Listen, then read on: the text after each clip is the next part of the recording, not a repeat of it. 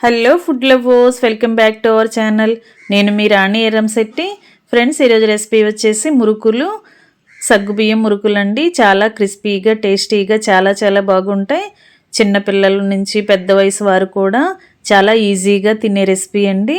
ఈజీగా నములుతారు, అంత టేస్టీగా ఉంటాయి. చాలా సాఫ్ట్గా, గుల్లగుల్లగా, చాలా కమ్మగా వస్తాయండి.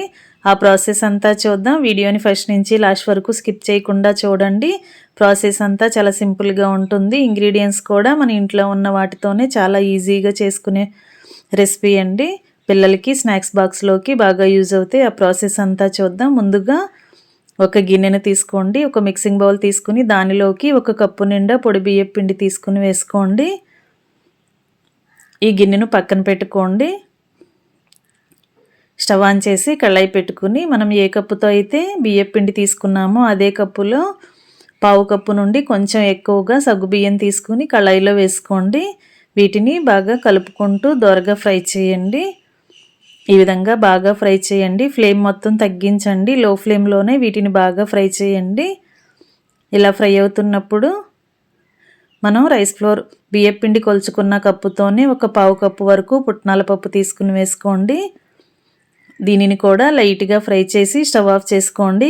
వీటిని పక్కన పెట్టి కొంచెం సేపు చల్లారనివ్వండి. బాగా చల్లారిన తర్వాత మిక్సీ జార్లోకి వేసుకుని బాగా మెత్తని పౌడర్లా చేద్దాం. ఇవన్నీ కూడా ఇలా వేసుకున్నాం కదా. ఇప్పుడు 1 టేబుల్ స్పూన్ జీలకర్ర కూడా మిక్సీ జార్లోకి వేసుకోండి. మూత పెట్టి ఇవి 3 కూడా బాగా మెత్తగా నలిగేలా గ్రైండ్ చేయండి. సగ్గుబియ్యం పొడి, పుట్నాల పప్పు పొడి, జీలకర్ర రెడీ అయ్యింది కదా. జీలకర్ర పొడి కూడా రెడీ అయ్యింది. ఈ 3 కూడా ఇలా మెత్తగా నలిగిన తర్వాత మనం ముందుగా బియ్యం పిండి వేసుకున్న గిన్నెలోకి ఈ పౌడర్ అంతా వేసేసుకుందాం. ఇదంతా కూడా ఇలా వేసేసుకోండి. ఇవి 2 కూడా గరిటెతో బాగా కలపండి. పొడి బియ్యం పిండి, మనం వేసిన పుట్నాల పప్పు, సగ్గుబియ్యం, జీలకర్ర పౌడర్ మొత్తం అంతా కూడా బాగా కలిసేంత వరకు కలుపుకోండి. ఇప్పుడు అదే మిక్సీ జార్లోకి ఒక 3 నుండి 4 పచ్చిమిర్చిని ఇలా ముక్కలుగా కట్ చేసి వేసుకోండి. అలాగే చిన్న అల్లం ముక్కలు ఒక 2 వేసుకోండి. అంగుళం సైజులో ఉన్న అల్లం ముక్కల్ని 2 తీసుకుని వేసుకోండి. దీనిలోనే బియ్యం పిండికి సరిపడా సాల్ట్ వేసుకోండి. ఈ 3 కూడా మెత్తగా గ్రైండ్ చేయండి. ఇలా బాగా నలిగిన తర్వాత కొంచెంగా వాటర్ యాడ్ చేసి మరొకసారి మెత్తగా గ్రైండ్ చేద్దాం. అల్లం ముక్కలు, పచ్చిమిర్చి ముక్కలు మొత్తం అంతా కూడా బాగా నలిగేంత వరకు గ్రైండ్ చేసి ఈ వాటర్ని కూడా బియ్యం పిండిలో వేసేసుకోండి. ఇలా వేసుకున్నాం కదా. ఇదంతా కూడా ఒకసారి గరిటెతో బాగా కలుపుకొని 2-3 టేబుల్ స్పూన్లు తెల్ల నువ్వులు వేసుకోండి. నువ్వులు అనేవి కొంచెం ఎక్కువగా అయినా యాడ్ చేసుకోవచ్చండి. దీనిలోనే 2 టేబుల్ స్పూన్లు నెయ్యిని యాడ్ చేయండి. నెయ్యి ప్లేస్లో వెన్న కానీ లేదంటే వేడిగా ఉన్న ఆయిల్ కానీ వేసుకోవచ్చండి.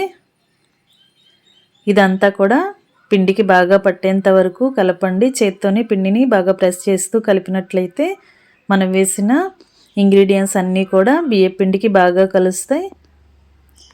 ఇప్పుడు కొంచెం కొంచెంగా వాటర్ పోసుకుంటూ పిండిని ముద్దలాగా కలపండి. ఈ విధంగా బాగా ఇలా కలపండి. మరీ గట్టిగా లేకుండా, మరీ జారుగా లేకుండా ఇలా మీడియంగా కలుపుకోండి. ఇప్పుడు మురుకులు గొట్టం తీసుకుని దానిలోనే మీకు నచ్చిన ప్లేట్ని తీసుకోండి. చిన్న చిన్న హోల్స్ ఉన్న ప్లేట్ కానీ, స్టార్ హోల్ ఉన్న ప్లేట్ కానీ ఏదైనా కూడా తీసుకోండి. రిబ్బన్ పకోడీ ప్లేట్ అయినా తీసుకోవచ్చండి.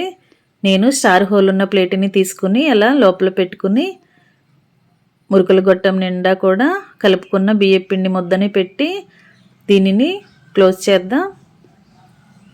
ఇలా క్లోజ్ చేసాను కదా. ఇప్పుడు స్టవ్ ఆన్ చేసి కళాయి పెట్టుకుని డీప్ ఫ్రైకి సరిపడా ఆయిల్ పోయండి. ఆయిల్ కాగిన తర్వాత మనం రెడీ చేసి పెట్టుకున్న మురుకుల గొట్టంతో పిండిని ఇలా ఒత్తండి. కళాయిలో ఒత్తండి. మీడియం ఫ్లేమ్లోనే వీటిని దోరగా ఫ్రై చేయండి. మరి హై ఫ్లేమ్లో పెట్టామంటే పైన క్రిస్పీగా ఫ్రై అవుతాయి కానీ లోపల కొంచెం పచ్చిగా అనిపిస్తాయండి.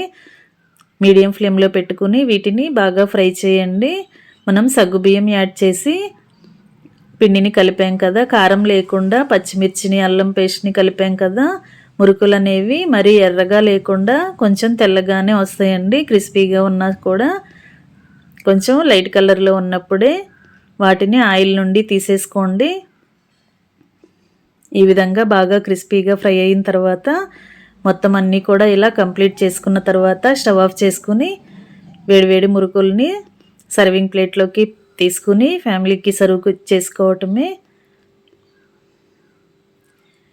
చాలా సింపుల్గా ఒక్క 10 నిమిషాల్లో చాలా టేస్టీగా సగ్గుబియ్యం మురుకులు అనేవి చేసాం కదా. పిల్లలకి స్నాక్స్ బాక్స్లో చాలా ఉపయోగపడతాయండి. పెద్ద వయసు వారు కూడా చాలా ఈజీగా తినొచ్చు. ప్రాసెస్ అంతా మీకు నచ్చినట్లయితే వీడియోకి లైక్ చేయండి, ఛానల్ని సబ్స్క్రైబ్ చేసుకుని పక్కనే ఉన్న బెల్ బటన్ క్లిక్ చేయండి. మీరు కూడా కుక్ చేయండి. మరొక రెసిపీతో మళ్ళీ కలుద్దాం. Thanks for watching. నేను మీ రాణి ఎర్రంశెట్టి.